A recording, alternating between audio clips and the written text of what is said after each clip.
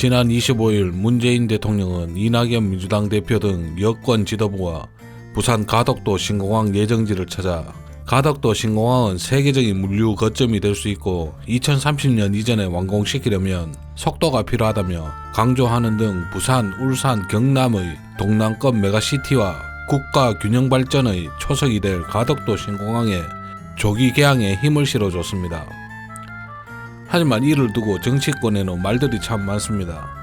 가덕도 신공항 이슈는 4월 서울 부산시장 보궐선거를 앞두고 국회 세종 이전 문제와 함께 가장 큰 이슈 중 하나입니다.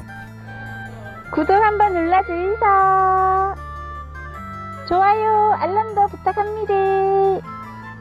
윤희석 국민의힘 대변인은 이날 논평을 통해 어느 정권과 대통령이 선거를 앞두고 여당 지도부와 강요를 이끌고 선거 현장을 찾은 적이 있었던가 라며 문재인 대통령과 여당 지도부의 부산 가덕도 방문이 4월 재보선을 앞둔 선거 개입이라고 비판했습니다. 국민의힘 주호영 원내대표는 의원총회에서 보궐선거 공약 발표 다음날 장관과 당대표들이 총집합에 해당 지역을 방문하고 공항 추진을 약속했다며 이것이야말로 강권선거의 끝판왕이라고 비난했습니다. 또한 선거 중립에 대한 최소한의 의지도 내팽개친 사건이다. 우리 당과 국민은 결코 대통령의 강권선거와 선거 개입을 좌시하지 않고 단호한 법적 조치를 취해 나갈 것이다며 민주당과 청와대는 대변인을 내세워 변명을 하고 적반하장으로 야당을 공격하고 있지만 손바닥으로 하늘을 가릴 수 없다고 말했습니다.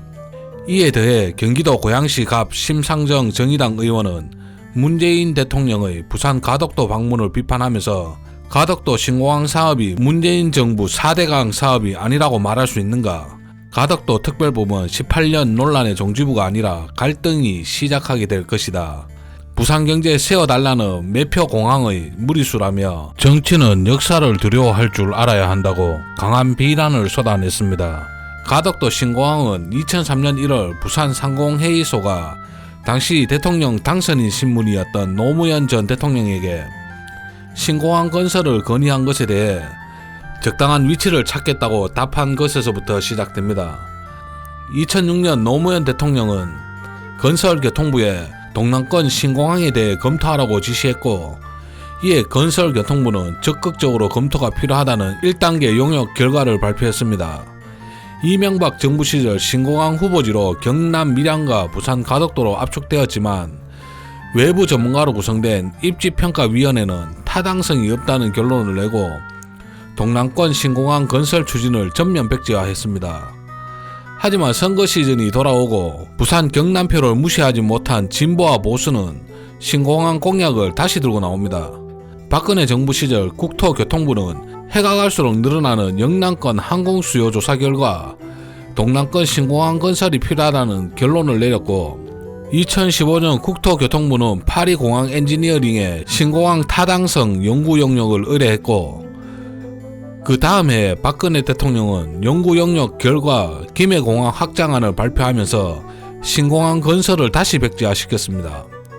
하지만 부산과 경남 모두가 결과에 수긍하지 못한 상황에 2019년 문재인 대통령은 김해공항 확장안 재검토를 언급했고 국무총리실 산하 김해신공항 검증위원회는 지난해 11월 기존 김해공항 확장안에 대해 근본적인 검토가 필요하다며 김해공항 확장안을 사실상 백지화 결론을 내렸습니다. 문재인 대통령과 여당 지도부가 가덕도를 다녀간 다음날 26일 오후 2월 임시국회 마지막 본회의에 상정된 가덕도 신공항 건설을 위한 특별법에 찬성 181표, 반대 33표, 기권 15표로 의결됐습니다. 이번 특별법은 통과되기 앞서 국민의힘 내부에서도 TK 출신 의원들과 PK 출신 의원들의 의견이 갈렸습니다. 대구 중랑구를 지역구로 둔 곽상도 국민의힘 의원은 집안 침하 우려, 예타 면제 특례 등을 거론하며 정밀한 조사도 없이 졸속으로 신공항 입지를 확정한다면 향후 책임은 문재인 대통령과 이 법안을 찬성한 의원들에게 돌아갈 것이다 라고 말하며 반대했습니다.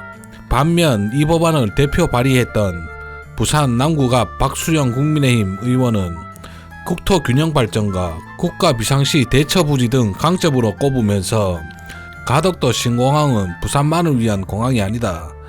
역대 정권은 국토균형발전을 주요 국정과제로 내세웠지만 실패하고 말았다며 수도권 1극 체제에 대응해 경상도 전라도를 아우르는 발전을 이루고 유사시 인천공항을 대체할 수 있는 가덕 신공항이 건설될 수 있도록 찬성표를 던져달라고 호소하기도 했습니다.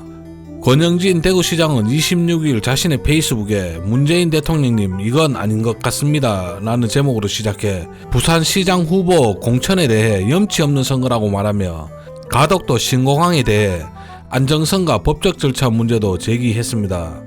그리고 정치권이 대구 경북 통합신공항 특별법을 외면하는 형태에 대해서도 규탄했습니다.